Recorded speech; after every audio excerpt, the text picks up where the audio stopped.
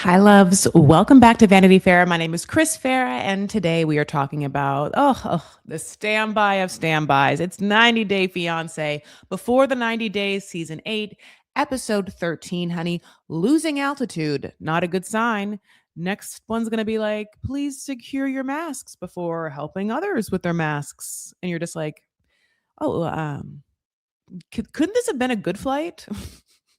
How about like, guess what? Free first class for everyone would have been like a lovely first title, but that's not life, I guess. Turns out, how are you all? Yay, the Oscars happened.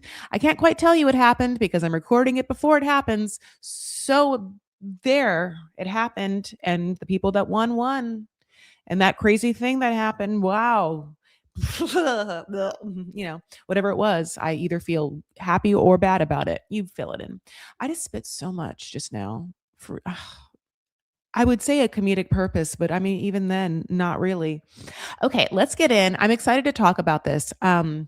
First of all, please give me 5 stars if you haven't yet. Like a helpful review, share this podcast if you know someone watches 90 Day Fiancé or any of the other shows I watch and talk about. Babes, Love is Blind happened, Traders happened. Things are on my YouTube as well, so make sure you go if you want some visuals. You can pay $5 on my Patreon, get things real fast. Secret Lives of Mormon Wives is coming up. Also, you guys are going to do they're going to do a docu series or a documentary. I'm not quite sure how many parts. God bless. On the Swan. The Swan. That show that Becky and I talked about. I mean, I can't believe it. We almost manifested this. They're doing a documentary on the Swan, which is the probably the most toxic reality show of all time. I can't even imagine the people that we're going to hear that went through those transformations that we just watched and how their lives changed afterwards. Mostly because so many of the surgeries I assumed happened for the sake of speed that I just don't know if the due diligence were there to make sure it was all good and healthy.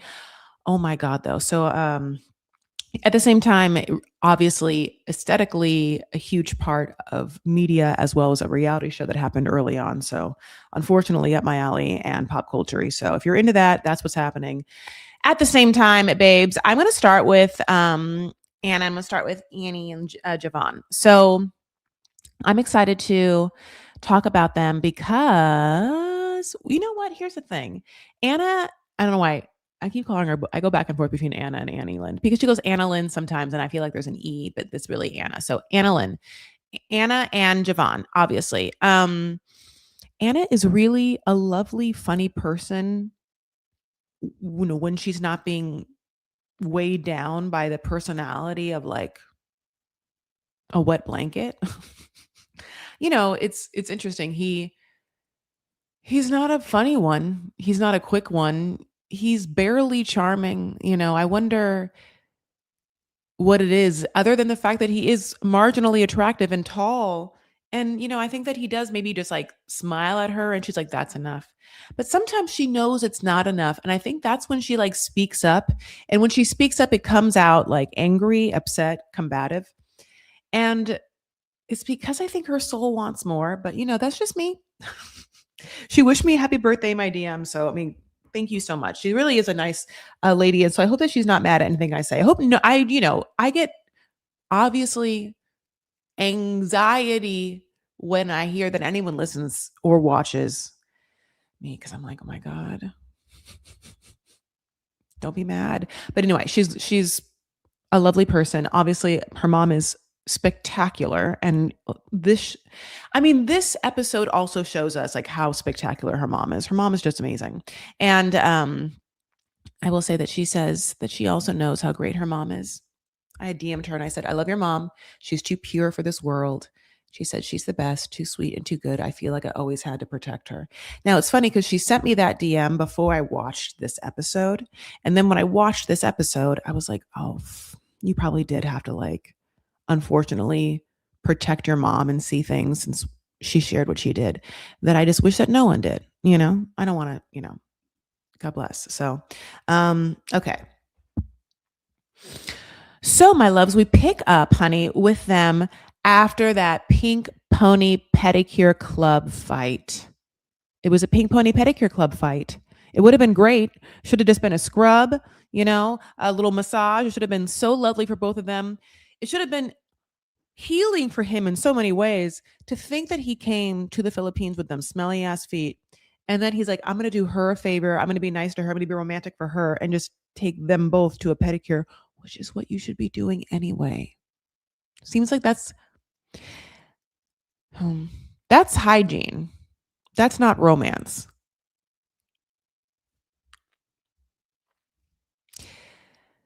I want to give grace where grace is. It's just that that's hygiene. And you've already established that like you need that.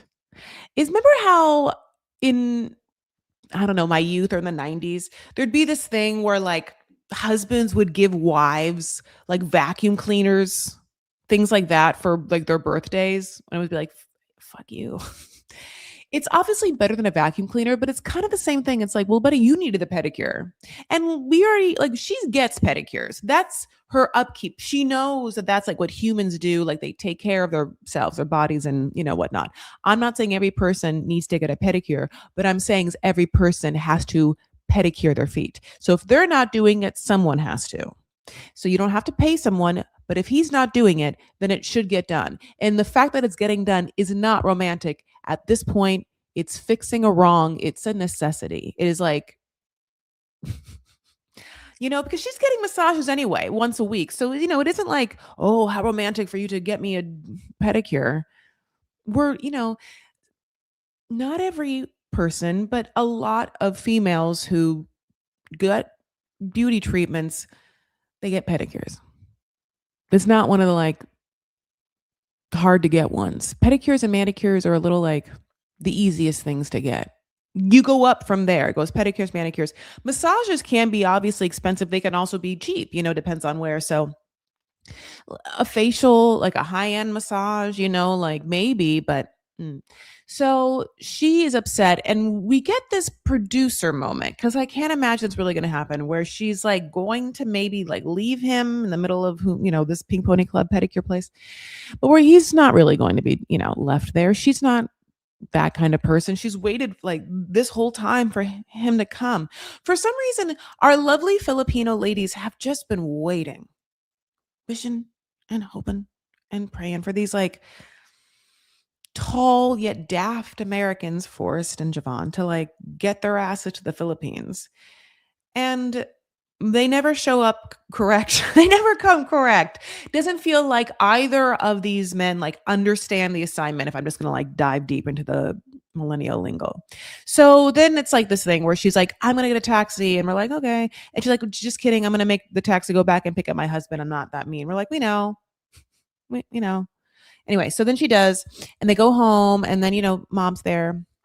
Mom has to open the door, and she has to hear,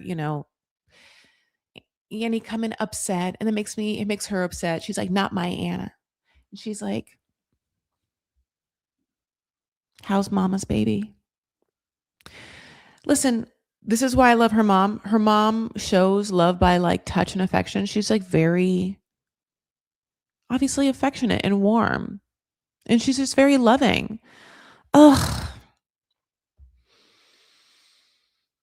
The broken promises, this scene, there's like this silent knowing pain that her mom sometimes feels like I read, which is, I don't know if you guys think I'm crazy. Just tell me if you think this too. Sometimes with her mom and her, she's just like, baby, I know men aren't shit. Baby, I know. Listen, if this one makes you happy, just grin and bear and tolerate whatever you got to do, because you're so fabulous. I think that you think that there's going to be someone to like be cute or be funny or be nice or be sweet or have fun with. And he's just not that. I mean, he's not that. And he's sinking deeper and deeper into myself. If you listen to Stevie Wonder songs, maybe your baby. He just seems to be wanting to find the negative in the relationship to like either be like, this is why I haven't come already, or this is why the podcasts about the manosphere is right. This is why it's hard for me to find love because women are angry and women don't want to assert power or give power or whatever it is. And I think that, yeah, it's hard for men to understand that, like, not coming for that many years and just showing up and being like, "You should just be happy I'm here. It was hard, and you make it hard," is like a really shitty attitude for someone you're supposed to, like, be in love with and wanna be with. And yeah, I think that there's a part of him that maybe has been told over and over again, "Buddy, your attitude is shitty." Like, you're never happy, you're never excited, it's just so ho-hum. Everything is so, like, it's like Eeyore, but on top of Eeyore, like an angry Eeyore is what his energy is.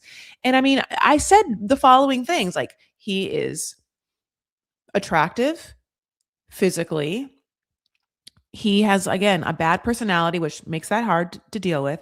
He's not like a charming or cool person. And I've never heard him say anything like nerdy or funny or about her that's like really specific or nuanced or true. I'm happy that he treated her mom well.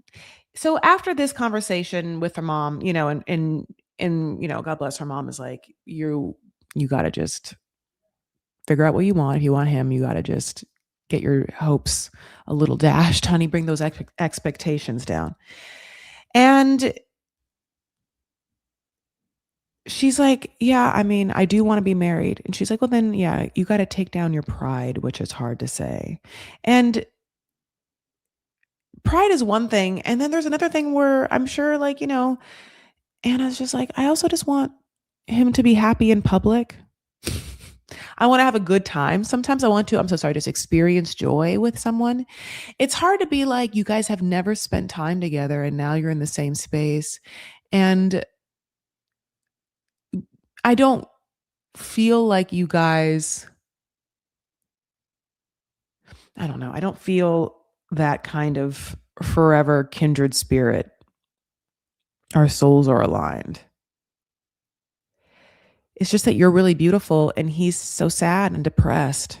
And I think it's really easy to have like a lovely, beautiful wife and then be able to like say that you have that, when you can't make things work in America. I just don't know. I wish I could say that I feel really great about them, but I feel like me and her mom doesn't. I said your mom. Yeah, okay. Let me say this. So, like, I wonder how this shakes out. So basically, they have a conversation where she apologizes, and then he's like, "Okay, I won't be sarcastic or arrogant anymore." And we're like, "Oh, okay. Are you gonna stop listening to those podcasts? Are you gonna be like, you know what? Let me take accountability for having married someone and then just pretending that, I never did. And that I never really tried to make you feel like safe or secure in this relationship being abroad. I emotionally cheated on you with someone that I had feelings for and then use that against you to make you feel like you deserved it. I'm sorry about that. That's not something a husband would do. I mean, those Manosphere podcasts would have a field day with that too. But I mean, it's like, but he doesn't think that. In fact, that he likes it still because he brought up the like, you can't get too comfortable. And the weird thing is that I feel like he is too comfortable with her. And I feel like he chose a woman that he doesn't have to deal with on a day to day, land to land basis because it would be uncomfortable for him.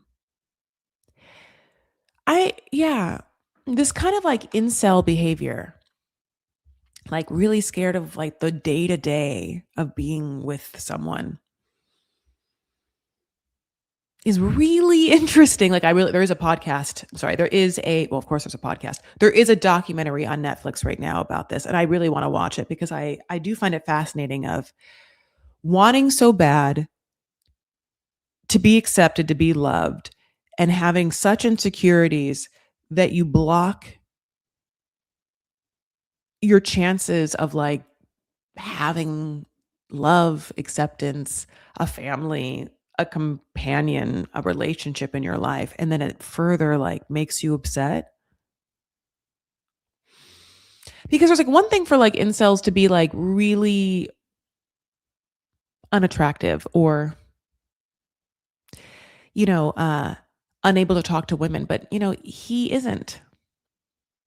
He just feels so lazy and so like defensive over change of his behavior of any way. Like he doesn't feel like he wants to soften for a woman or wants to make a woman, much less Anna, like feel good around him.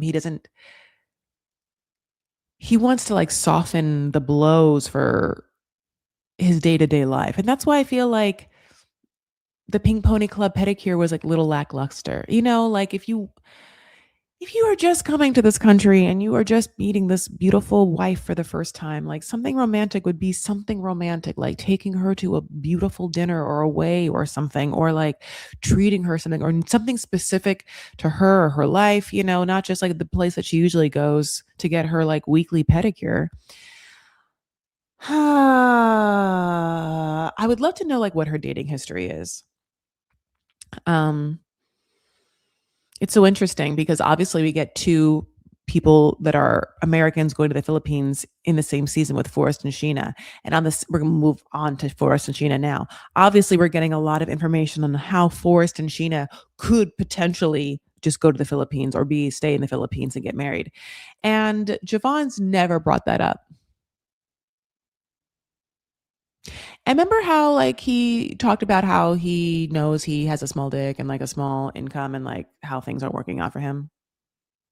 I would just think, you have like this beautiful wife and she has a home and her mom has a home right next door. The mom is great. Mom has a shop. Move there then. Take care of the old folks in there. You can make that mint lemonade here if you want, I don't know. Okay. So Forrest and Sheena. I want to say one more thing about Annalyn and Javon. Even though I said everything I did about him, which was mean and like or whatever, I'm not interested and he's not for me. She ends this episode very much being like, you know what? I'm into him. I'm real into it. I'll tell you, we fought, and then he told me that he wasn't going to be arrogant or sarcastic anymore. And then I hugged him, and he smelled, it was sweaty. And we're like, yeah, girl. And then she could not take her hands away from like her nose in a very like Mary Catherine Gallagher kind of way. Talking about like superstar. Old reference. And then in the confessionals, she was like all over him. There's a part of her that like really loves this man. I mean, even after the fight, she's like, yeah, you start to look hot.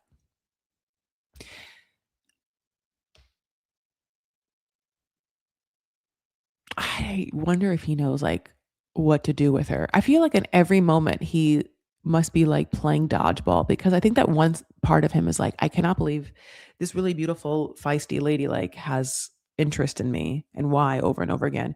And B, she's probably scares the hell out of him because she's very smart and he's he's just lazy. He has a lazy quality to him. It's like it's not slow in the way of like slow. I'm not saying he's dumb. He's just like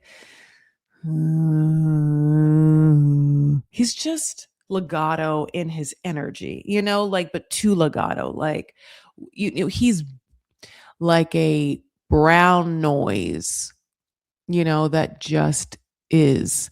And she is all over the place frequency wise. She's almost like an Irish accent. She starts up here and goes down there. And so they are very opposite. And in that alone, I just don't know how it's going to last. Also, yeah, like they just met and like, they barely tolerate each other. And I can't quite tell if they like each other at all. Um, I think that she's physically attracted to him. And I think that he wishes that he could be enough for someone like her. Is that it? I don't know. Forrest and Sheena. So, they're hailing a taxi. It's like, again, different modes of transportation in Philippines. This is going to be a jeepney. They're on the way to see a lawyer. Now this is where we get a lot of Forrest did not do his legwork. And I find that so wild because here he is. Here's Molly, who acts like his caretaker slash lawyer slash like doctor, power of attorney, like, mother, all of that. That's who she is, matchmaker. Like that's who Molly's energy comes with. And this conversation with the lawyer is so unbelievable that Forrest found out information that is basic that he didn't know, that I can't tolerate it quite here. So, monetary wise, we understand that we had been set up to believe the following: Sheena has a job, great job, makes money, puts money that she can into a savings account. That savings account has gone up and down. Now, here is why. A, Forrest thinks that Sheena should have the brunt of the entire responsibility to get her to America and pay the fees so they could be together. He and her talked about when that would happen, and she said this and this and that. She didn't tell him that she also gives money to her family. And she also didn't tell Forrest, buddy, you're going to give some money too, though, right? Like your due diligence of the money, right? Because she feels bad for Forrest because Forrest has, God bless, autism. Now, I'm not saying she should feel bad, but that's what I think is happening. At the same time, she is neurodivergent because they met in that group. I put you on do not disturb. Okay. So at the same time, God, I forget that I have my favorites on do not, they can break through my do not disturb. God damn. But I even had it on no volume. That's wild. You just never know. Okay. So basically, so sorry, my loves. Sorry, Christina. Okay. So Sheena's like, buddy, get a job. I know it can be hard, but like you can find something to get a job. This is Sheena, I feel like, talking. And she has said, like, there's got to be something you can do. And Forrest hasn't really talked so much about why he hasn't got a job until this episode. So, of course, they go to the lawyer place and the lawyer's like, hey, buddy, he's like, what's up? And he's like, hey, let me just ask you some questions. So, what's this whole thing about getting Sheena to America? And we're talking to a Filipino lawyer, like, okay. Filipino lawyer is like, yeah, well, you need $26,000 as the petitioner, and that's the income you need per year. And we're like, oh, that's it. It seems like a small amount. He's like, okay, cool, income. Well, let me tell you about my income. I get disability, and they're like, oh yeah, that doesn't count as income. And Forrest didn't know that. He thought it did. Now, income, like meaning the money that you're getting, I could see how he thought that money he was getting was incoming into his life and therefore his bank account and incoming income. But this part doesn't make me feel like real Republican, or like whatever. But it's like, in my mind, you have to understand that if you are American and you're saying you're going to bring someone from a different country to come and move and live in America, you have to like have some things to make sure that like you have more for other people. Like that it's not just you, like you're trying to prove that like you have the capacity to help others bridge the journey to America. Like that's what you're saying. You're saying I found someone from a different country. Let me be the bridge for them to come to America. That bridge has to be like financially stable. And the thing about disability and stuff like that is that I don't know, with unemployment and disability, I'm not exactly sure like how forever they are all the time. Like, I don't think the country wants to always be like, that's a forever thing for the rest of your life. So always count on it. In fact, count on it so heartily that if you have extra of what we're giving you, you can go ahead and just like bring people in from different places. It's just like it's not a great look. And I'm someone who, fuck ICE. Like I want people to have the ability to come to America. I'm just saying if you're going to be petitioning to be like the sponsor, of someone, I think you have to have like the wherewithal that you are going to be a provider at that point. Like any American, regardless of sex, is going to provide their loved ones the bridge of like coming and living now in your home and like what you're doing. It'd be the same thing. I would assume, like, as we go into this conversation with the lawyer, it's not just the Americans. If I was moving to England, if I was Greta and Matthew, I would assume Matthew would have to have an income. Matthew can't just be like, well, England gives me $26,000 a year for disability. Guess what? It's 5,000 more than I need. So I can just use that 5K all documented to get someone else to just come live on an English dime. Like, no, no. Now, Sheena has a whole ass job. We know that. But Sheena's job is in the Philippines. So all of Forrest not knowing this, and as well as Molly not making sure that her son find out any of the rules of this, but making sure that he put all of the emphasis on Sheena being the financial provider is weird to me. Molly's indignant attitude about Sheena's money makes me now be wary of Molly, like as a financial schemer. That's crazy.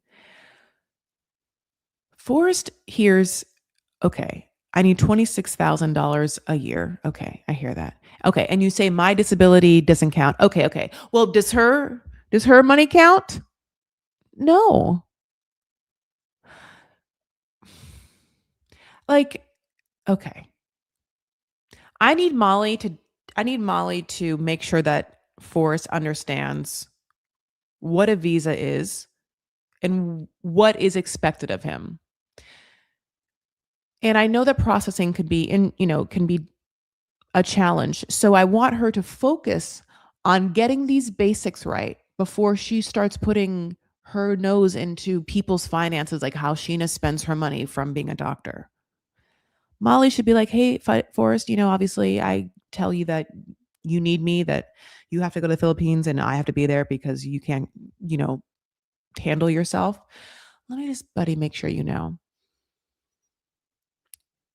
Sheena's going to come to America. You have to be able to have money. She can't work for like 2 years, 1 year until the green card comes. You have to provide money for both of you guys to eat, to sleep, all of it. And it's more expensive in America than it is in Philippines. These are the numbers. These are literally the numbers. Here are some numbers. You make whatever, how I make you make whatever. The difference between your disability and this is this, but you can't even count the disability. So we're going to have to make sure that you can, find some TaskRabbit services that you're good at. I mean, Forrest is a smart man and he is like a good soul. And I think that there are so many different jobs. I wonder if we can just like isolate some things he'd be good at. Like, is he good at puzzles? Could he be put, like if I said TaskRabbit, is he good at putting IKEA furniture away? Would he be good at putting IKEA furniture away if he put together 2 or more of the same basic IKEA model desks? Could you just watch YouTube videos of like the Schwarzschild desk? You know what I'm saying? And then if you watch that YouTube video on how to put together the IKEA Schwarzschild desk 14 times, can you then be like a TaskRabbit and then just like help some little ladies or some stupid blobbity blue college frat boys put together their smart and carved desks for, $40 an hour? I mean, that's just one. But the fact that he doesn't know these basic things makes me feel like he was wronged by Molly. That they could have gotten this done before they stepped in the plane, before they started pointing fingers about Sheena's money and where it was going and why she's giving it to her parents and the cultural importance of that. They needed to get their ducks in the row. And it was, what are the laws about these things? What has to happen? What are my responsibilities? What are her responsibilities? And we kept wondering why he was skirting all of his responsibilities and putting it all on her. We also kept wondering why Sheena wasn't like, "Hey, buddy, take some of those responsibilities back." Why it was kind of like on Sheena's dad to be like tiptoeing around, like, "All right, well, this is our daughter. Don't you have something going for you? Molly and your son, Forrest?" And we know the answer is no, but I think it's like we assumed they knew the answer was no, and we should change that. But now I realize Forrest thought the answer was, oh, I need to do something as well. I don't know. Molly is the lost cause. We don't know because I'm assuming Molly understands financial stuff a little more, or at least she says she does. I don't know how they all live. How have they survived the entire time? Like, do they all just pod together, her and Deb, like, and like, do they just like, survive the winter elements together by just shivering all and using body heat? I mean, yeah, I, I can't imagine it. I can't imagine it. So basically, the lawyer is like, okay, I'm seeing that this conversation is blowing your mind for us, that you, as an American, didn't, I don't know, do like a Google AI lookup of like what's happening here. So I'm just going to tell you that you can avoid all of this talk and worrying about how you're going to like make ends meet by just moving to the Philippines. We don't deal with that. You could just literally move here. You could just get married and be here. So it's so interesting because this whole time, Forrest has been like low key threatening that, right? Right? This whole time, Forrest has been like, I just might live in the Philippines. I just might move there with all of their underwear for people like me. You're just like, oh. But then when he painted himself in a corner by not doing any homework to find out how things work here, when the lawyer is like, all right, buddy, well, just move here then, I guess, if that's what it is. Then Forrest is like, I don't know if I can. I don't wasn't really thinking that that's what I wanted to do as much as I talk the talk and I walk the walk. I love my mommy. I need my mom. Well, it's really Dev. I can't be without Dev.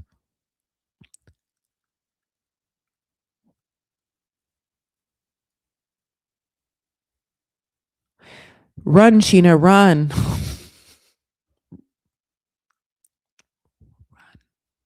Run, Sheena, run. It's just that here's the thing. I get it. Sheena's like, I think, Sheena's like, I met this person online. He loves me so much. He wants to be with me so much. Forrest not only loves Sheena, they're in a codependent relationship where they feel like they're, soulmates and they have no other way but this, and that each other's presence in each other's lives has changed it for the better. You know what I'm saying? And so I know that's how she feels too. And there's the other unspoken part of what's real, what's not, because like I said, a lot of people thought there was a lot of fraudacity with their storyline. And it's really difficult to believe that he was so daft to basic visa stuff. So much so that I wish that the producers would make it a little more believable. Like, unless he really has a conversation with Molly next where he's like, Mom, why didn't you tell me that I needed to have $26,000 a year and that my disability didn't count and that Sheena couldn't give me money? Like, that seems like you probably knew that, right? Why didn't you tell me that? Why did you keep telling me to harp on whether she was putting money into a bank account if it really didn't make a difference? Because I need to have an income, Mom. Like, I need to have Molly answer to that. I didn't know. I was too busy trying to make burgers as tasty as those strip club burgers Dev always talks about. I kept putting salt on them. I don't know. But yeah, I think it's so shitty that he's like, yeah, I'll move to the Philippines. And now he's like, I don't want to move.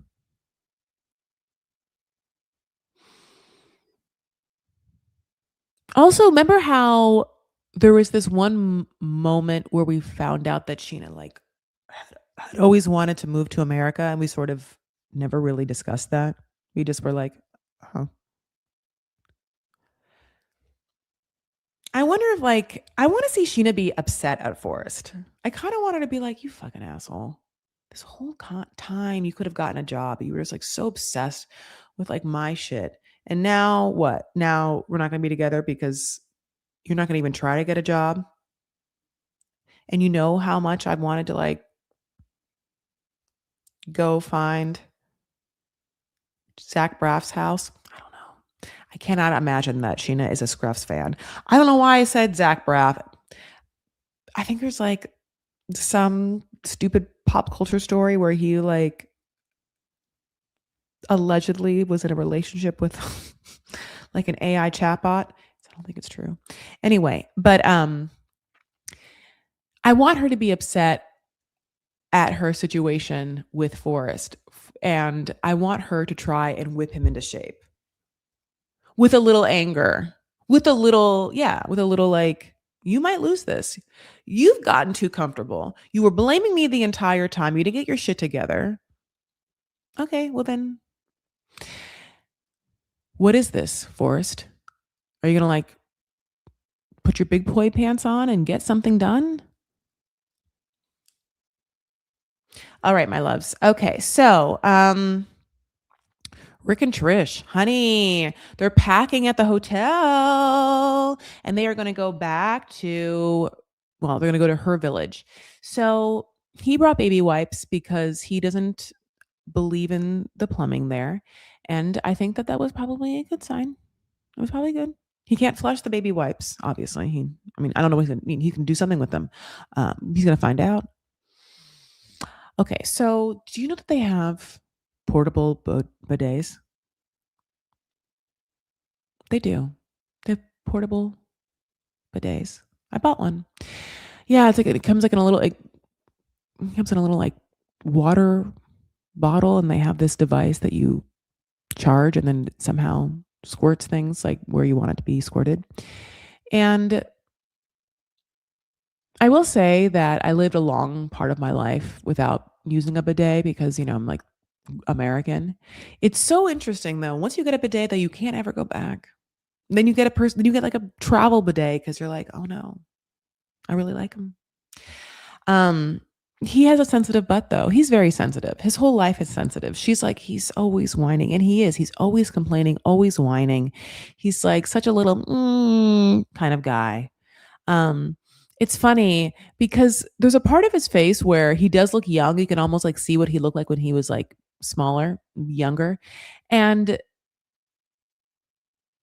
he he probably was such a little menace when he was young. And then he got on like whatever roids or whatever that makes him look the way he does. The HGH growth hormone or whatever those dudes do. But his personality is so like wimpy. He's just so limp. He's like the limpest, flaccidest kind of like scared little whiny, selfish, weird, gross guy. And it's funny because he's physically not that, like, I mean, now of course he is like, but like when you saw him, you wouldn't immediately say these things if you hadn't heard him talk or anything like that. But yeah, it's so interesting. I like the idea of having his ex-wives or like his like the people that he's been with watch him on this show and just being like, he never was shit. Like, I like to think of the people that watch Rick or other people we don't like on the show who have known their whole lives that this person is ridiculous, and now they get to watch them be cringy on TV, make foolish choices. Okay, so that's one thing. So he does this really annoying thing where he like apologizes to Trish for picking a fight with her yesterday, but he doesn't really apologize. He's like, I apologize for getting mad the other day, but you just got to stop being stuck in the past. And it's like, don't say a but on your fucking sorry, buddy. You were walking and she's like, I like this restaurant. I went to this restaurant before. Oh, really? Yeah. Like my ex took me to this restaurant. It's really, no, it's not. It's not a good restaurant. No, I mean, I did eat there. It's a good restaurant. This is my country. I mean, I know things. You don't have to mansplain me what a good restaurant is. Like, He's so insecure. And he went and fucked some woman like because she hadn't talked to him in 3 days. I hate this. I hate it so much.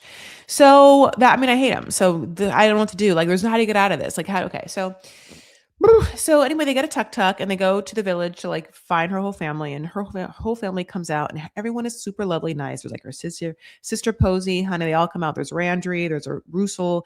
Everyone has like interesting names. You know, you're just like, oh my god, okay. And Rick is overwhelmed. It's a lot of people, and they all kind of look like her. And he's like, I'm not gonna remember who is and what their name is. And they're like, hopefully the same. Hopefully we can say the same about you. Um, he also had made this comment where he's like, she was like, yeah, my family's gonna be so happy to see me. And he's like, happy to see you. How about me? And I want to be like, no, she was right the first time. Her. Why are they happy to see you? You're the same age as her father. And like, it's the same kind of thing I hate. Okay. I detest when Americans don't understand basic things about a different culture. And I know I'm Arab, but I'm so American that this seems wild to me. Like, it's always seemed wild to me that an American doesn't understand that like a person from a different country and culture, especially if they're young, that having children, unless it's one of the first things they say, is a deal breaker. They want it. Not just for them, but for their parents and their whole family. And I'm saying, even if they themselves don't want it, I hate to say this, culturally, they'll not be able to say no to their entire family that expects a lineage. So much so that it's fucking insulting to consider trying to nab and steal away such a beautiful genetic mother giver like Trish, to deny that family Trish's babies. Now, I'm talking from like someone who I'm assuming is from that culture and wants to have kids. I'm not saying that Americans should think that or that but Rick has to understand this. It is insulting to be like, I want to marry your beautiful young daughter, fertile as fuck daughter, gorgeous. The whole city town like wants to be with your daughter. I think I'm good enough to take her away, but I don't want to have kids with her, thereby stopping your lineage. So this is your daughter, sir. You wished upon seeing grandchildren because, like your culture, your life, your religion, like, feels and says that is like happiness, joy. It's what life is made out of, like whatever, whatever the traditional things are that a lot of cultures think about family and all that stuff. For him to have the audacity to even show up at that family's house, in that family's greeting room, not knowing what a slap in the face it is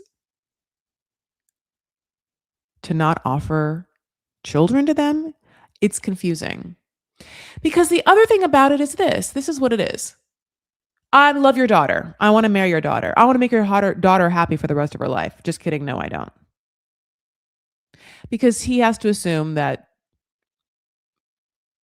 paramount to Trisha's happiness is Trish being able to experience motherhood in a visceral way. She's been a doula, all that stuff. She wants to have children. So it doesn't make any goddamn sense to show up at a family's house and be like, I want to marry your daughter. I love your daughter. You don't love her. You don't want her happiness. If you wanted her happiness, this young, beautiful woman who wants to have children, if you did, then you would give her children. You're so stupid and ugly and old, Rick. And unfortunately, you can have kids for the rest of your goddamn days.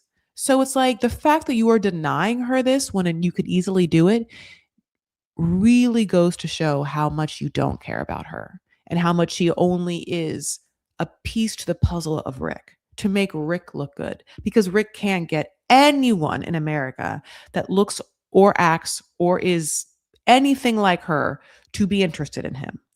And knowing that to his core, he still won't do the basic thing of having a kid for her. Why? Is because he doesn't want another kid. B, here's the truth. Off camera, he dealt with a really horrible tragedy. Now, he might not talk about that on TV. And I'm bringing it up now because it happened and they brought it up on Reddit. He had a child that was unalived. Um, so there could be trauma there. However, you can't put someone's trauma on someone else. Your trauma isn't hers. She wants a child, period. If you don't want to give her a child, get the fuck out of there. Go to Colombia and go back to the lady you want to be with, or I don't know, find someone age appropriate of yours that doesn't want children anymore. It's so easy, but he won't. He wants to be with a hot ass squirter, right? It's what Rick wants. It's what Rick wants in the moment. He wants a hot ass squirter, and he wants her to just grin and bear and be happy with her life, raising his kids, holding the camera as he does his lives for his hair extensions. Think about what he wants her life to be. Think about how this man shows up to her house to what? Ask for her hand so that he can take away her from her family for what? How horrible. Everything about this I hate. So I hate that. I hate that, when he is shown the house, and the amenities and the bathroom is like an outhouse, Yeah, he's not gracious. He's not at all like, "Oh, outside? Okay. Just gonna have to learn how to use it or whatever." Like, he's just like, "What? What the fuck? No! What do you use? Wait, you want me to wipe my butt with old papers, like the papers that are used for my contracts? Because in America we have things." Ugh, I don't know. Like, it's just so loud and enough where she's like embarrassed. She's like, "Shut the fuck up. You're always complaining, and now you're gonna complain at my parents' house?" Like, I, I just obviously got done telling you that I have like a travel bidet. So, I am bougie. I'm a bougie person. You can tell if you're looking at me on YouTube right now. I'm one of the kind of people that even overlines their top lip a little bit. Like, I wish I wasn't this way. Here I am.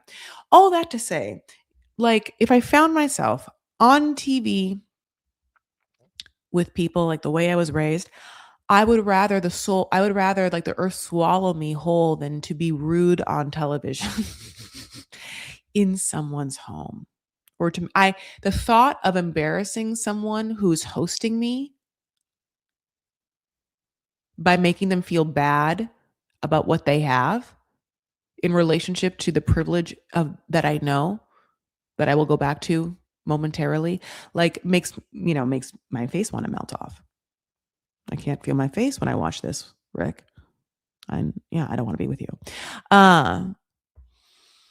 And Trish has to bear it too. It's really difficult to watch, and it's interesting because they all gather after, like, he makes a big fucking stink of like how the bathrooms work or whatever. She hates him so much, and they're asking questions to him or whatever. He's like getting interrogated. It feels a little bit like Ashley's dad in Love Is Blind, and he tells him how old he is, and it's old, and they're like, well, what do you want, kids? And she has to obviously translate for Rick the whole time.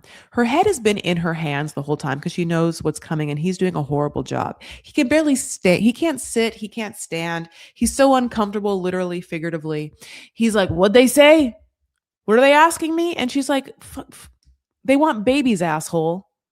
They're asking you when you're going to have a baby with me." And he has to be like, "Well, I don't know if I want to not offend your family enough." Like, it is like, it's interesting to me that Rick doesn't understand how offensive it is. I mean, even though he's American, he's old. He's older than me. So, like, in that sense, like, I'm at some point, he was raised with enough traditional folk to understand that some people in this world, like, think babies are real important in the cycle of things. Again, Chris Farah is not saying this, but we have to understand culturally other people that, like, families, babies, making babies and making the family name, keeping on, like all of that is like a whole big ass thing in many cultures. It's like being like, okay, you want to take my daughter away? Yeah. Well, what should I expect? Well, we're never going to have a home. I can't tell you if I'm going to allow her to live in a home. Um, I really kind of just want to like couch surf it with her for the rest of our lives, like different people's places that we can do. Like as unstable as saying that, like it's unfathomable. It's like yeah.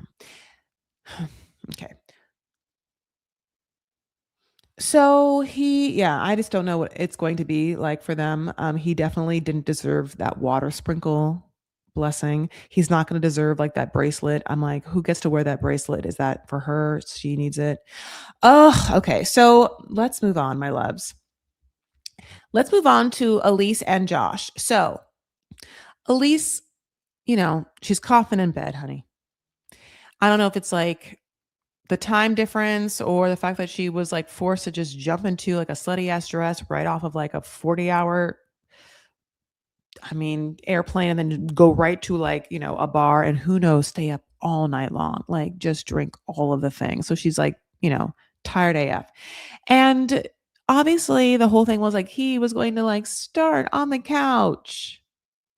But she got so sick that he turned into like Mr. Nurse. And the way that he Mr. Nursed her was that he got in a bed and cuddled her all night while she coughed. Okay. Now, first of all,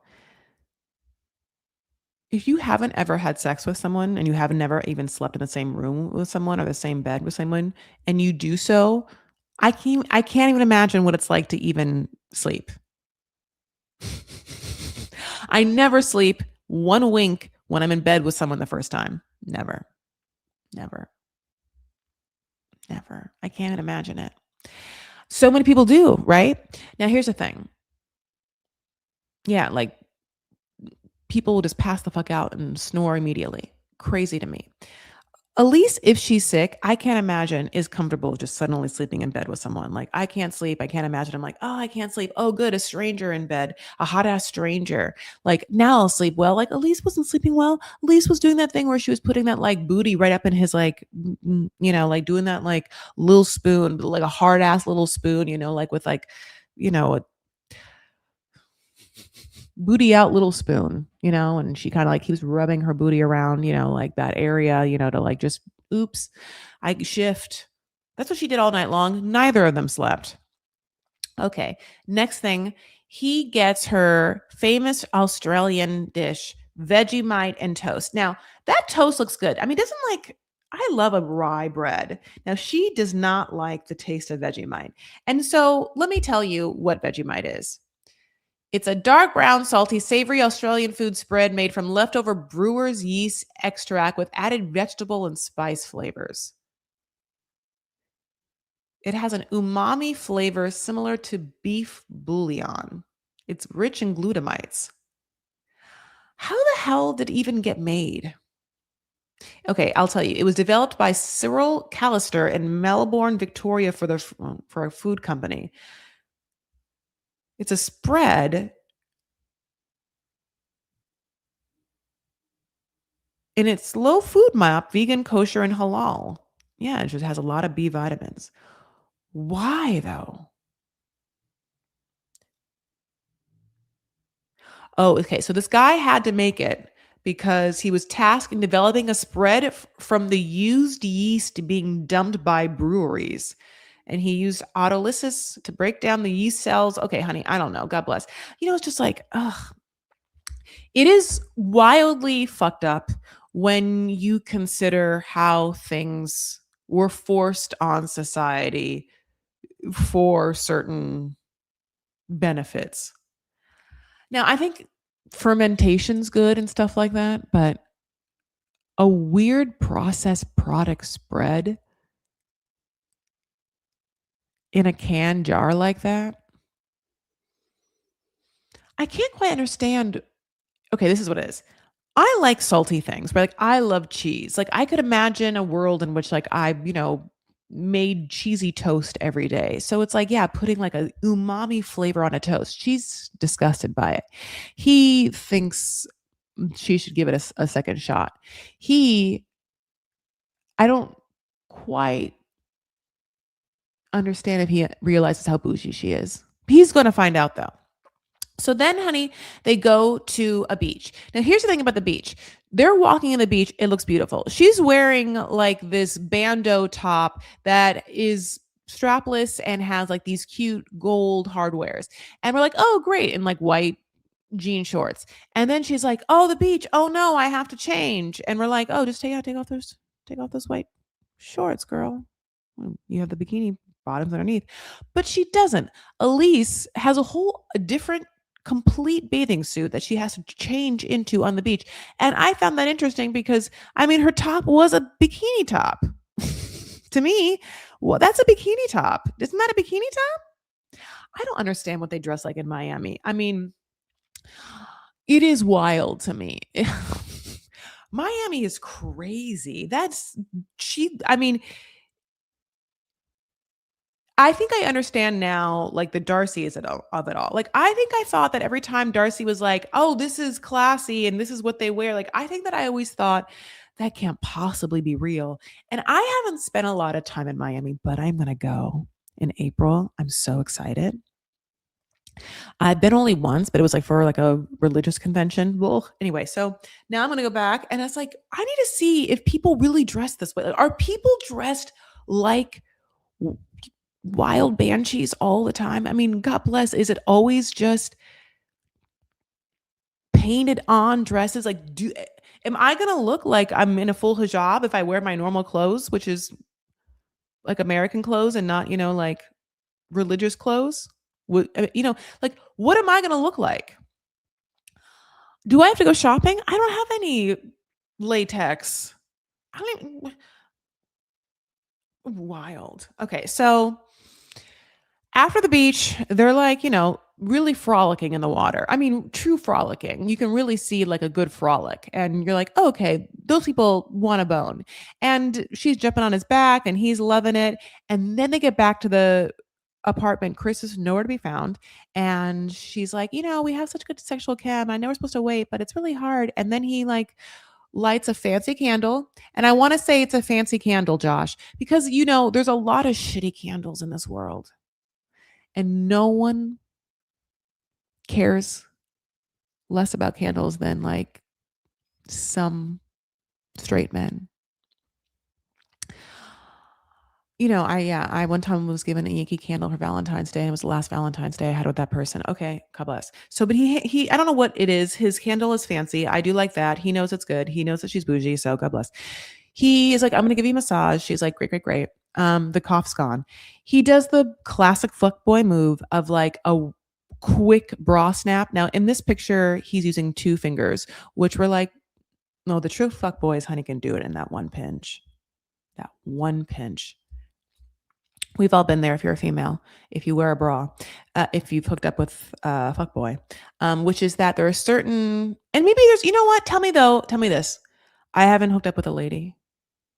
I want to know if there's any like, I guess like flippers or studs or like whatever kind of like, what's the fuckboy version of a lesbian? Fuck girl?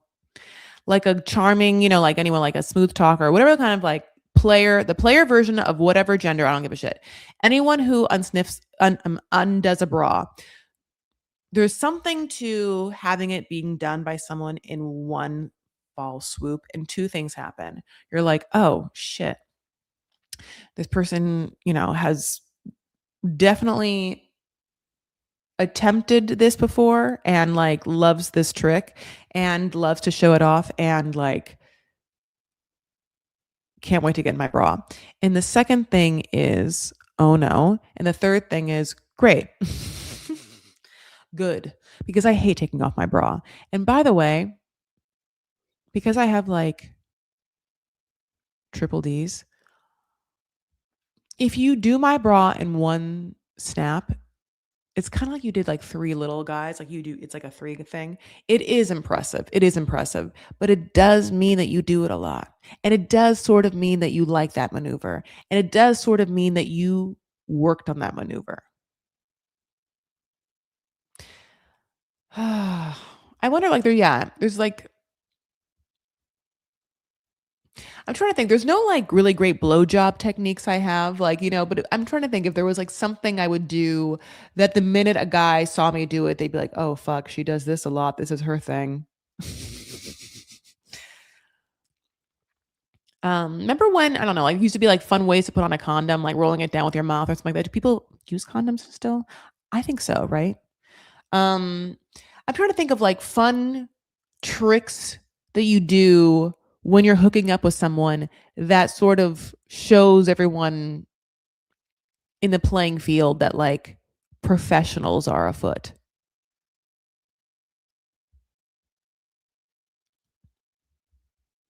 Anyway, can you please comment and tell me, like, what your favorite move is? I really need A, to know, and then also B, I need new moves. Okay, so, Josh feels safe with Elise.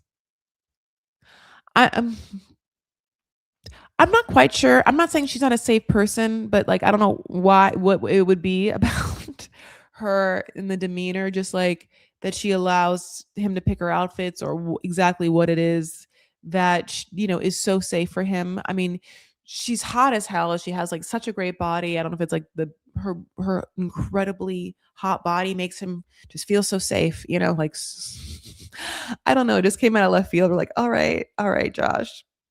Honey, he just, like, told her his trauma, it was hard. He one time was, like, with this person that really wanted him to make money. It was so bad for him because he always felt bad. Elise hears this and she doesn't run for some reason.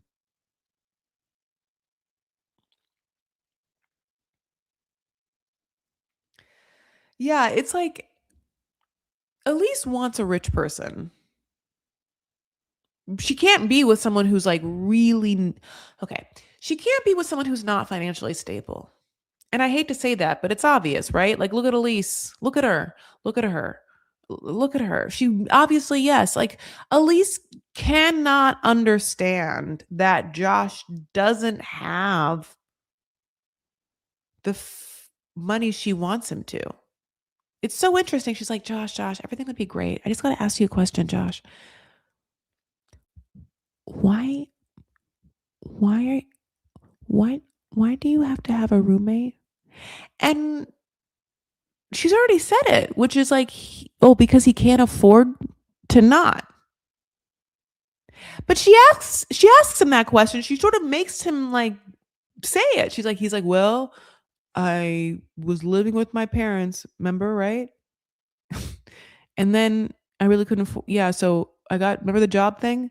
Yeah. So, um, yeah, my option was for you to come and me not to have a place, or for me to have, like, a place for 3 months, and I can't afford it by myself for 3 months. So that's why Chris is here.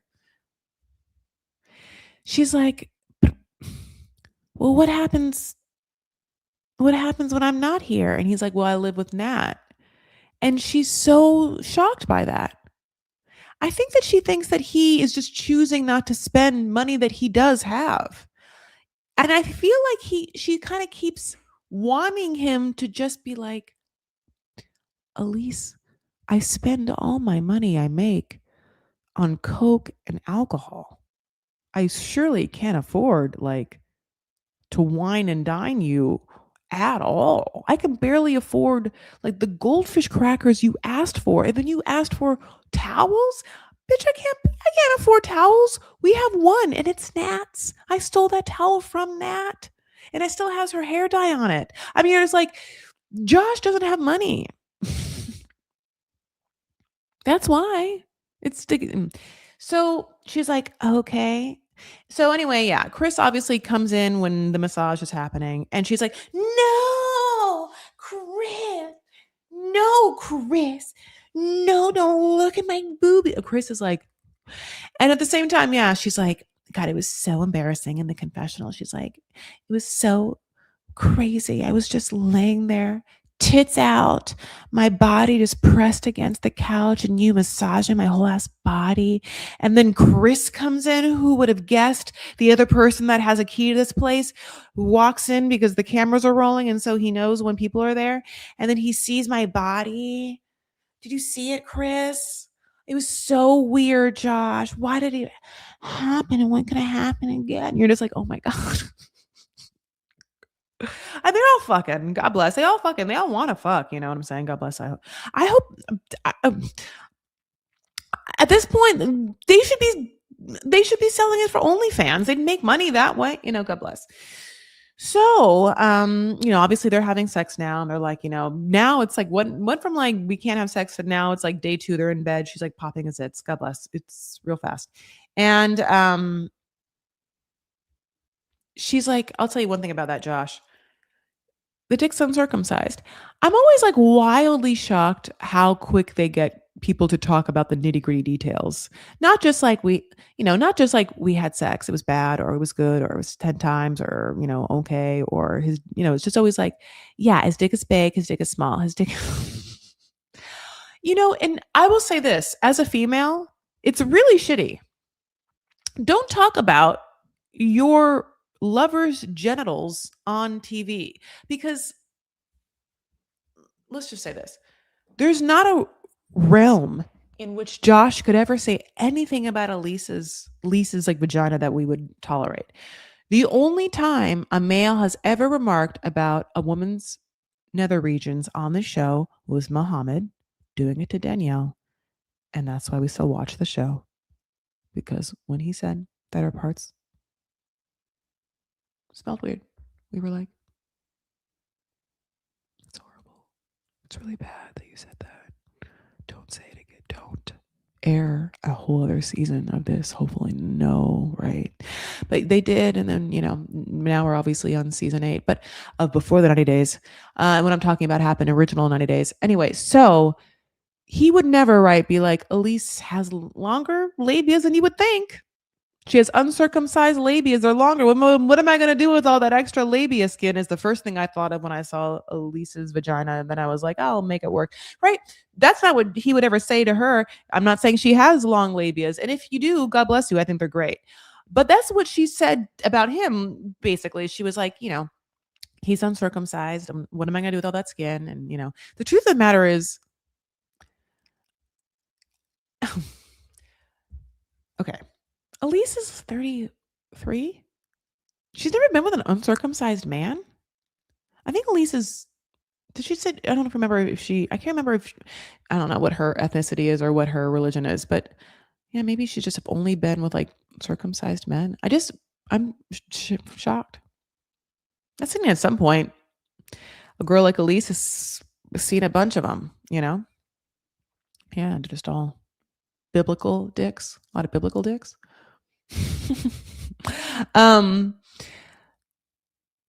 Also, like, bodies in themselves look so different. I guess I never feel like you should remark on someone's body like that.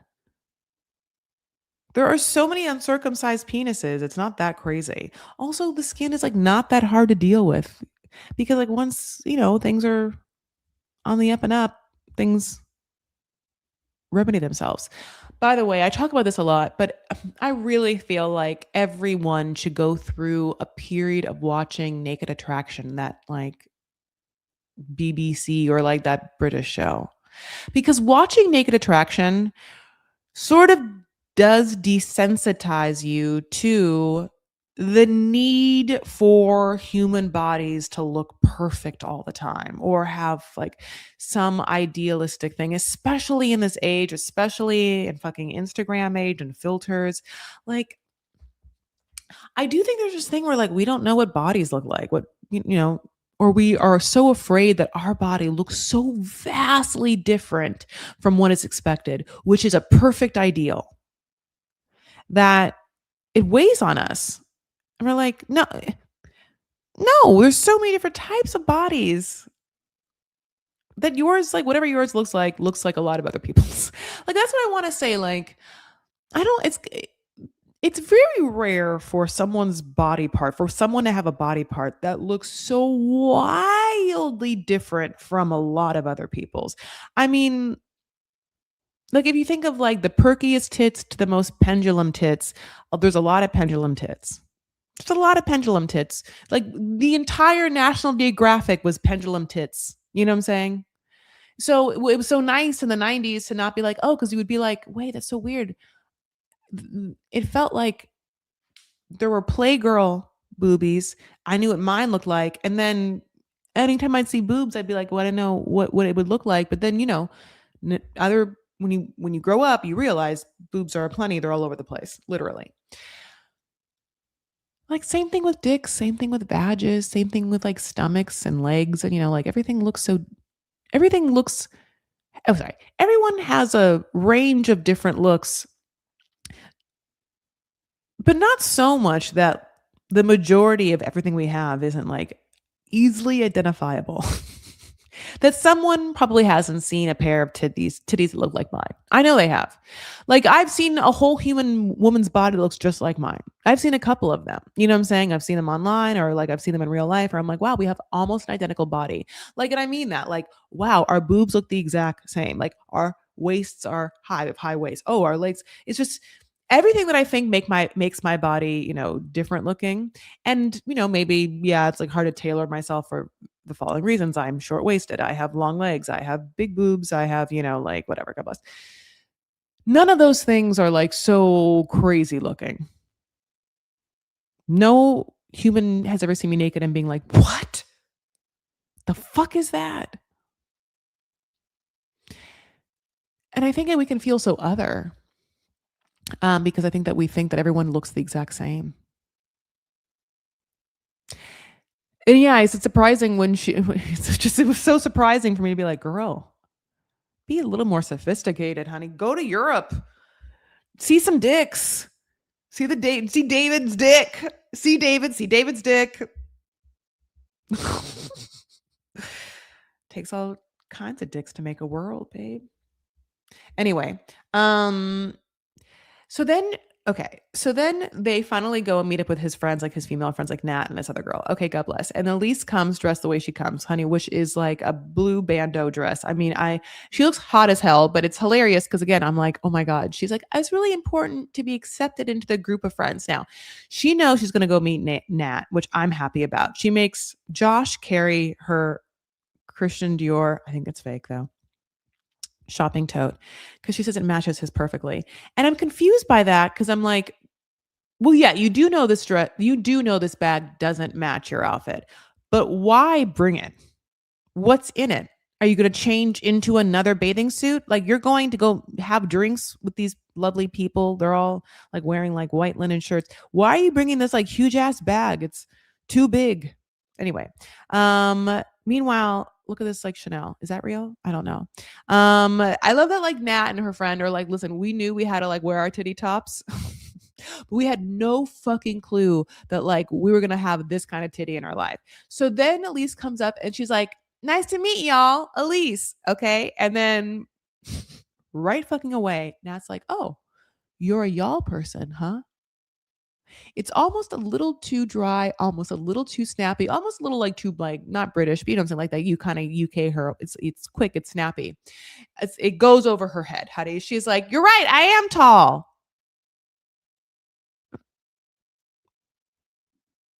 No, I meant y'all, not tall. Elise just like, on to the next, on to the next. Elise is not paying attention. She's like in Elise land. She's like, I showed up. I look like this. I got to meet his friends. She's like hugging other guys. She's just like, okay.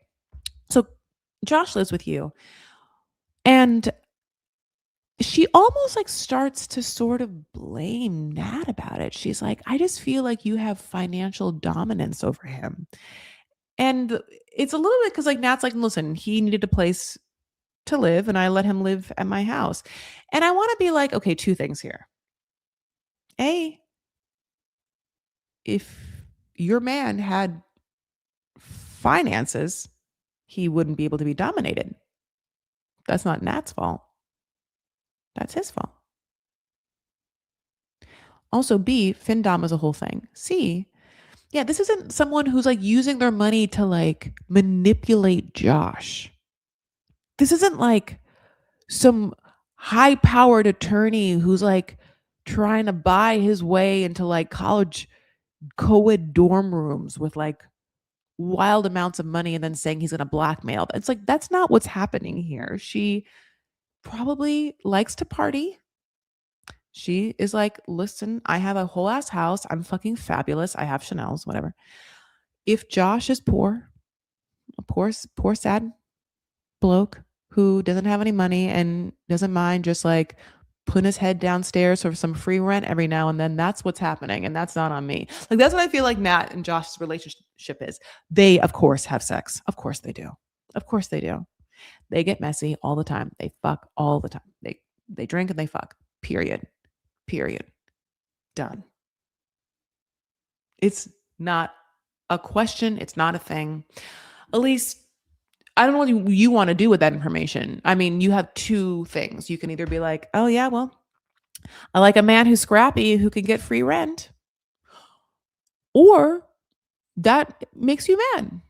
And if that makes you mad, it can make you mad for one of the two reasons. A, because you wish that your chosen guy had, you know, options to not have to fuck for rent. But you can't be mad at Nat. Why be mad at Nat? He'd be homeless if it wasn't for Nat.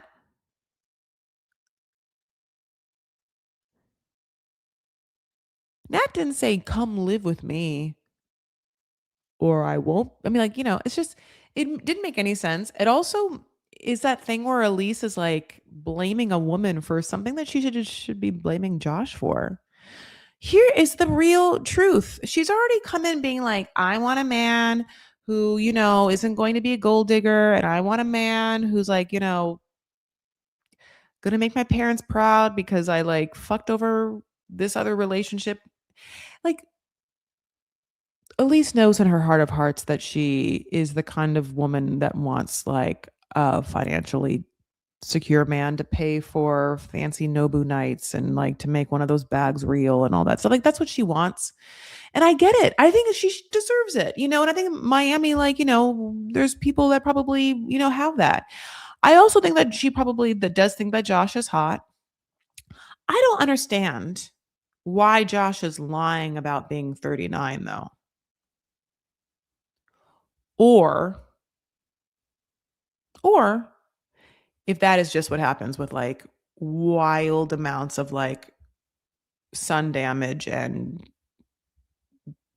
alcohol decay.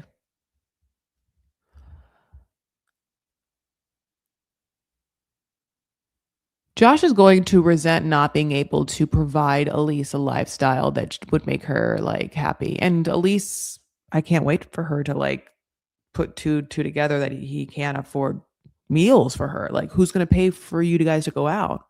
Who's even paying for the drinks the whole time you're there? Like, I'm assuming Elise is at some point, or I mean, or I feel like Chris and Josh like con together to get shit. It's interesting though. So,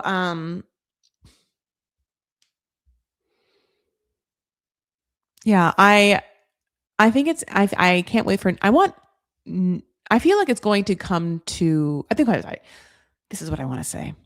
We know that Matt Sharp loves a secret, and I think there's going to be a secret involved in like Josh and Chris's life. Like, there's something they're not telling us. There's a reason why, like, everything is a little temporary or something. I would love them to be like cam models together, like something like that. I feel like something's coming for them.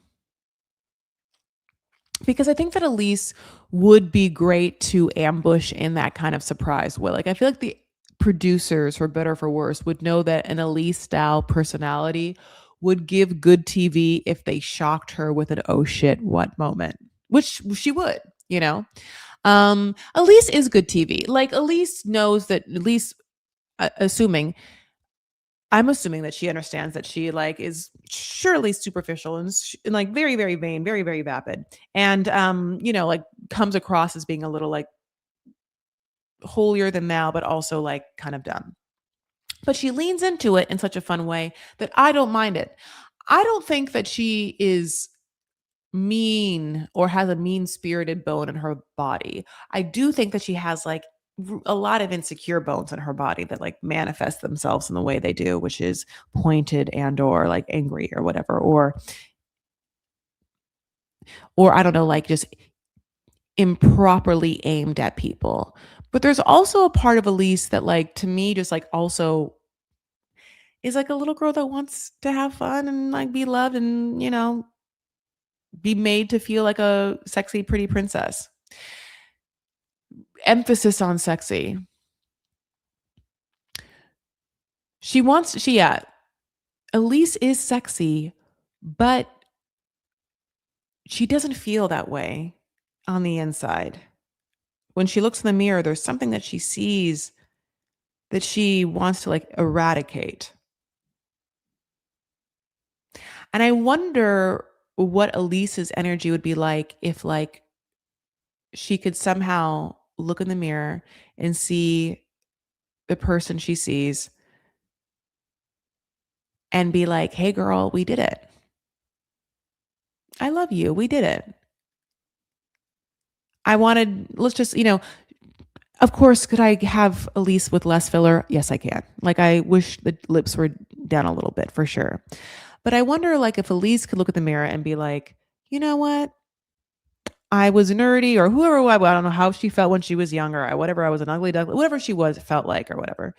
But now, like, I'm hot. I live in Miami. I live a privileged life. I, was on some stupid TV show as in, like, basically an extra, and I got myself to be basically a cast member, like a series regular cast member on that show. I'm talking about Hot for Love. And then turn around and now I get to be on the show. Really, like, I did it. I want her to, like, almost sit in an air of acceptance and happiness and validation for herself. And I wonder if she would, like, felt a little more secure about what she accomplished for herself if she could, like, wield that to get, I don't know, like, a little bit of that neediness, a little bit of that desperation off of her and attract someone that could, like, give her happiness and joy for more than 2 nights.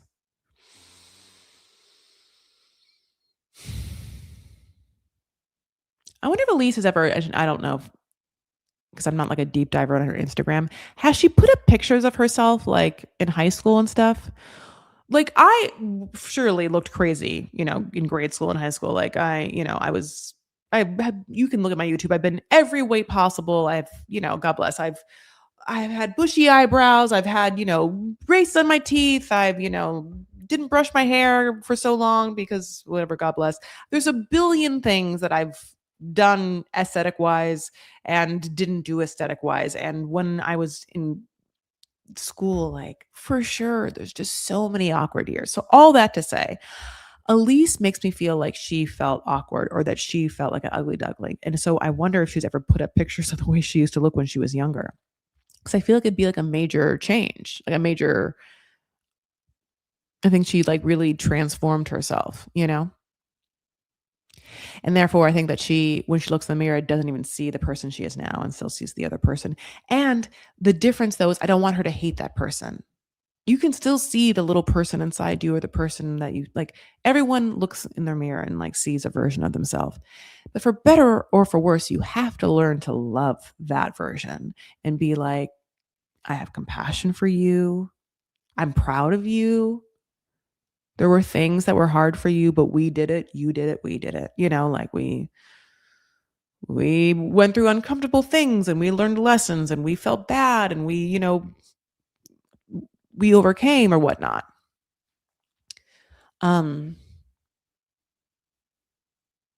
Anyway. Okay, my loves, let's move on. I don't know. This is the longest episode. Jesus Christ. Okay, Lisa and Daniel. I don't know. Why did I talk so long? I love that there's not even a co-host. It's still longer than every other co-host episode. Oh my God. Okay, this is the craziest one though, Lisa and Daniel. So obviously we're hot on the heels of her being like, I have more to tell you. And the thing is, married, married 5 times, not quite divorced yet, but don't worry, it's not a man, it's a woman. And Daniel obviously is wildly homophobic. Wildly homophobic, really bad, really shitty. Now that's his culture. This whole Igbo culture, I guess, really, the whole time has been not into women and women and men with men. Not the first culture to not be into it, or historically, a lot of religious ones for surely not, but that's what's happening here. It's uncomfortable. Now, we're like, Lisa, every decision you've made has been crazy, and why would you do that? Now, when I say every decision, except for honestly the clothes, she has come with great clothes. I loved all her outfits. I've loved her shoes. She even bought like brand new luggage for this, and she had came with extra wigs. Now we're going to break all of this down, but let's get into like the back and forth with Lisa and Daniel first. He's upset, and and he is just like straight up mean and calling her like evil. He is just like looking at her as if her head is spinning, and she's like, I'm trying to tell you who I am, Daniel. I'm not a lesbian. I'm not straight. I'm not bisexual. And at this point, we're like, well, Pan? Are you about to say Pan? You're Pan? And then she says, I just believe that people should love people. And we're kind of like, Pan, I don't want to label you, girl, but you can do it. But just, if you're going to say a bunch of labels, you're not going to actually say one that is like a positive. If you want to look it up, it seems like you might be Pan. But, this is not me. I'm just moving on. So that happened. And obviously everything she's saying is right. And then he is obviously upset. And he is upset, and he's done for being upset, because you have two options in this world, Daniel. You can either let the ancestors allow this white woman to save you, and if so, then you grin and bear whatever the fuck she says, or not. But he's like, you are evil, and she's like, I'm not evil. I take care of people. In fact, I've been taking care of you. You like that orange shirt you're wearing, Daniel? All your friends do. You like those new slides you're wearing, Daniel? You didn't think I was evil when I bought you those slides, did you, Daniel? But do you think the devil bought you those slides? You know, wear your devil slides then, Daniel? Take off your clothes and all. If that's how you feel. I mean, half of me is, yeah, like I'm a fucking petty bitch. I'd be like, okay, then. Yeah, then the devil bought you everything you own. It's all devil worshiping clothes. You've already been wearing them. Just so you know, but that's not what happens. Obviously, I get mad. He goes on. He goes, from your head to your toe is full of secrets and lies. In fact, you just keep on vomiting secrets. He's just so upset about the secrets. Meanwhile, it's like, you haven't said shit about your life to her. I don't know why. She never asked any questions about his life. A, because she did not want him to ask questions about her life, right? And so he doesn't have any secrets because she's not pressed him on anything. And if she did, he'd lie about them. Okay. So anyway, God bless. So yeah, I'm like, I'm not evil. I take care of people, and I've been taking care of you. And he goes, what makes you a good person? And then she goes, I have a good heart, and I am a good person. And then she, like, for a moment is like, you know what? Daniel's not going to accept me for who I am. And then she does something that we're all so happy about. Lisa is like, fuck him. Fuck him. Fuck him. The F, I try to get a closed captioning picture of it. Didn't quite happen. But she really does like a whole turn. She's like, I'm in love with him. I came clean. This is who I am. People should love people. I just believe a person loves a person. I don't think anything's wrong with that. And we're all like, yeah, Lisa, you're right. There's nothing wrong with that. Nothing wrong with that. Now, this man did tell you that he does think it's wrong. That he does. Okay. you're right, it's not wrong. He did say he thinks it's wrong. So the problem is, you should have heard that and been like, "Oh, so you think I'm wrong? All right. I love myself enough to be like, you're not for me, and I'm okay with that because I love me more than I love you." But she didn't, right? She doesn't. Lisa doesn't love herself. Why is it difficult to love yourself? Lots of people. Why is it difficult for Elise to love herself? Why is it difficult for Vanya to love herself? Why is it difficult for Lisa to love herself? Three ladies. There are men that don't love themselves too, but let's just bring up these three ladies. Now, Vanya's on Single Life, obviously. But there is, in all three women, a need, a loud need. And I think that, like, it's funny. It's like how loud the need is dependent on so many things. How desperate someone is, how much insecurity they might have, but also it could be how much they have found a connection with someone who might not be truthful with them. It might be like leading them on. But at the same time, I think there might be like some due diligence in sitting and like processing what actually is happening with how somatically your body's feeling with someone. I think that it's easy to lie to yourself and ignore red flags.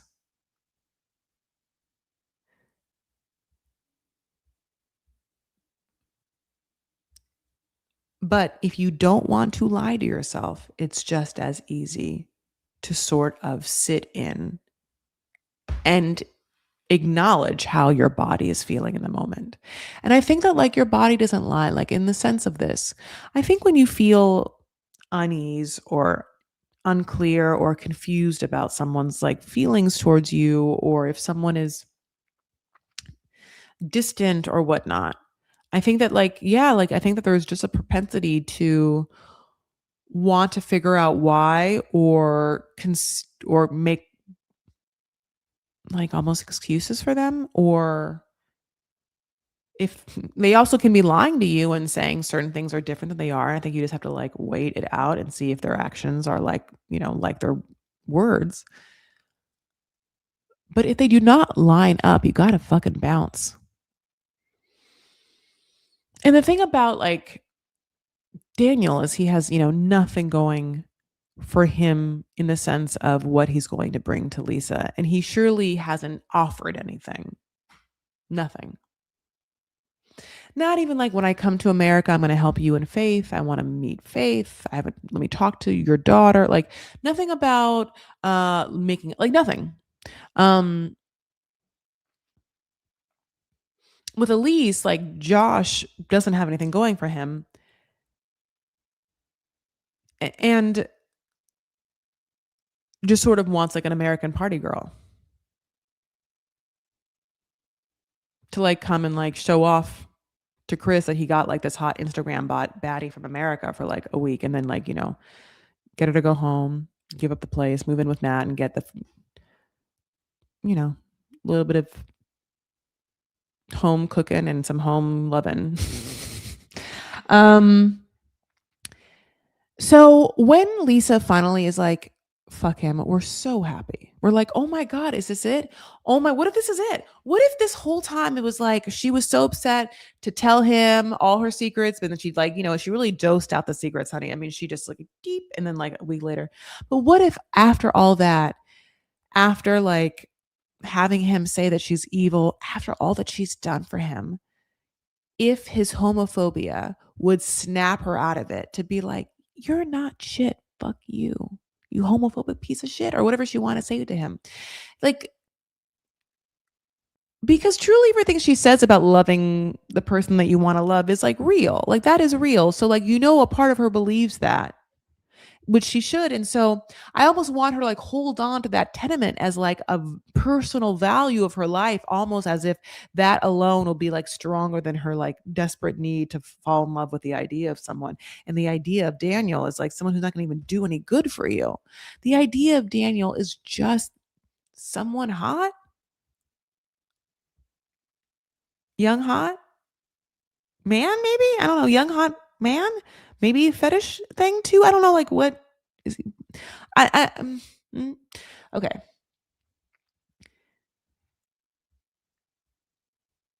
So when she is like, fuck him, she packs her away bag and she puts on my favorite pair of spider stomping shoes, that red doily, flowery, strappy sandal. I do love it. Like for her bad decisions, she didn't come with ugly clothes. And I just will forever be happy with her for that. Thank you.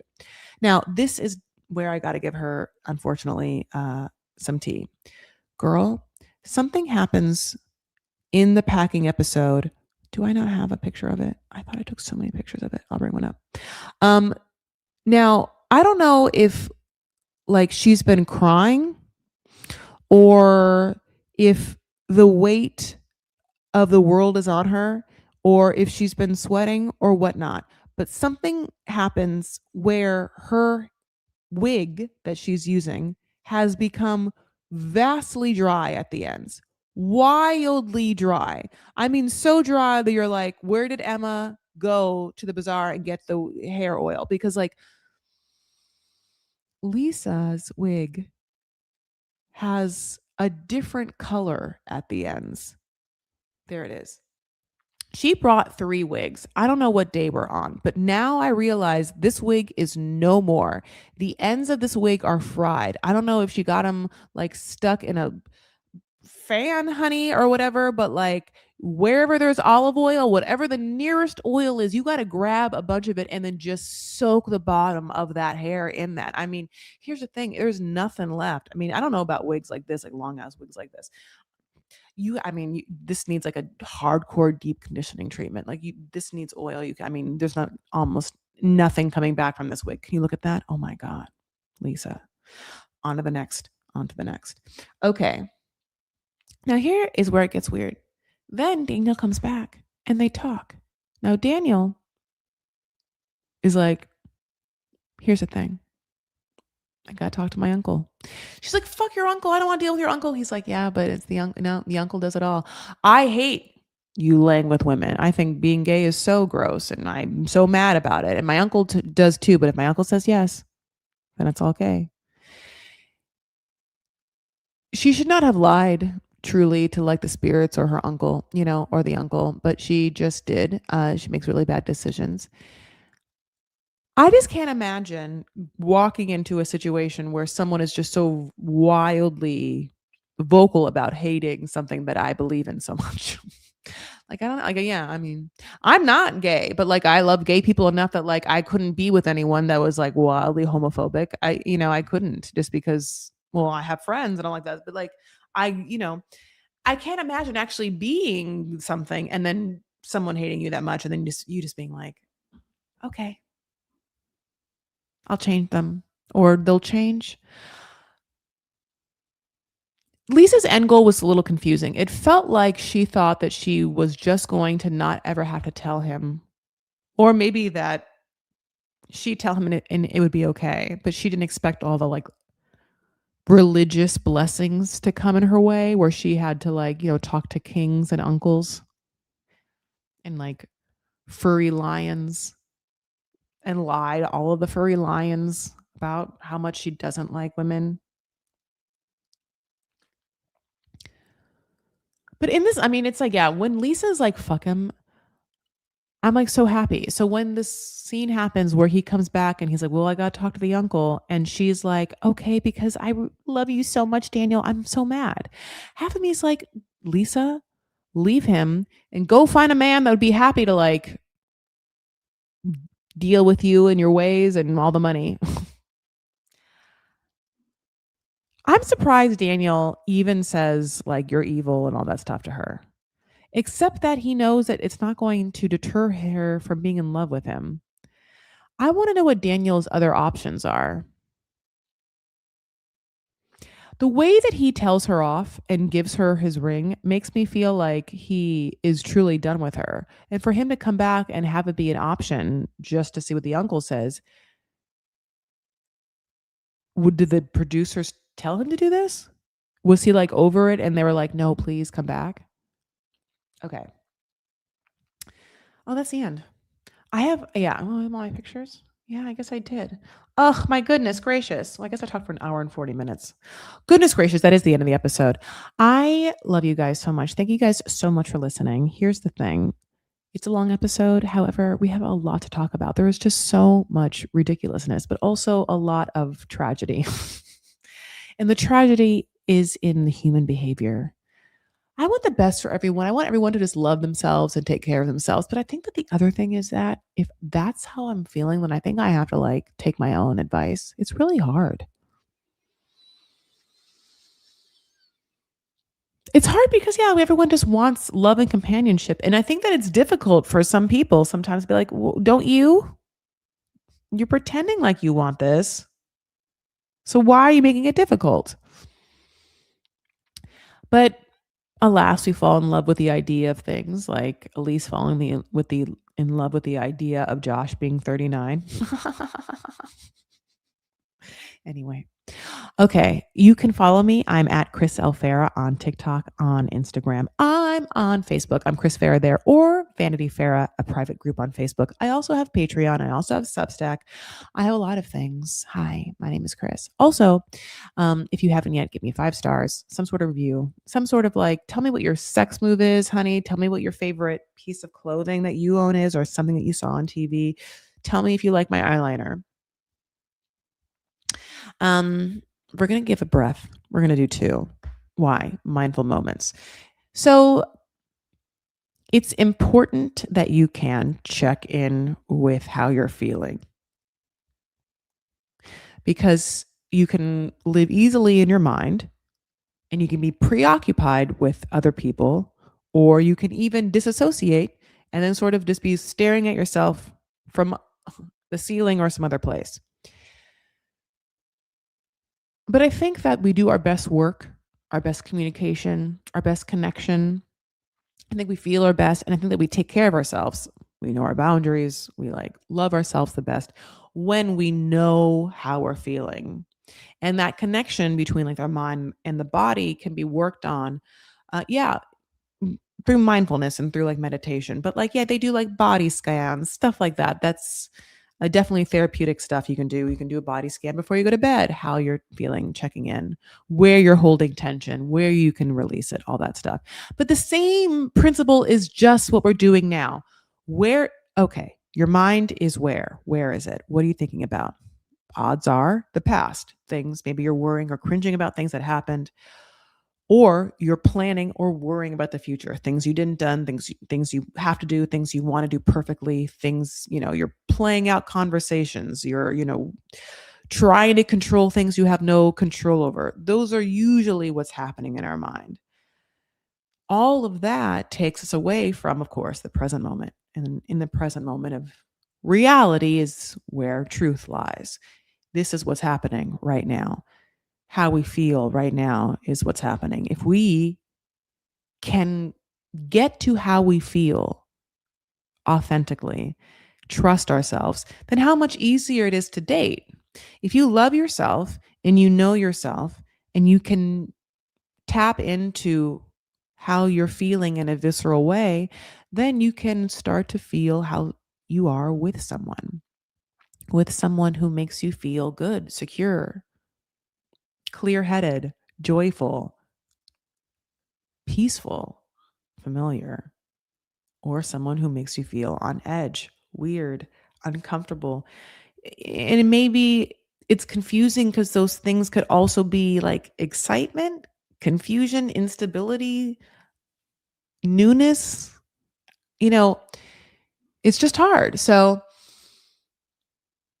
being able to pepper in as much of your life with present moments make sure that you connect to that for yourself, and also just gives you the process and the practice to do so. And that's what I'm trying to do for myself. And that's why I'm doing what I'm doing right now with you, which is 2 breaths, 1 in, 1 out, 1 in, 1 out. Nothing is perfect. So if your mind wanders, try again and just try again until you try again. And the trying again can happen tomorrow too. All right, babes, let's breathe it all out and do it.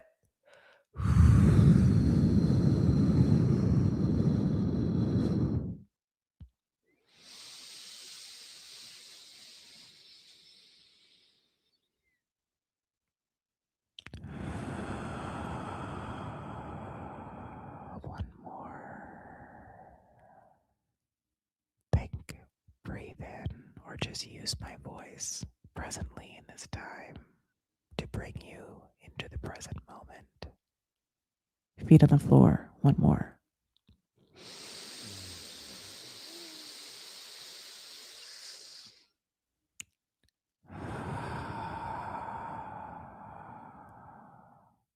All right. Did you do it?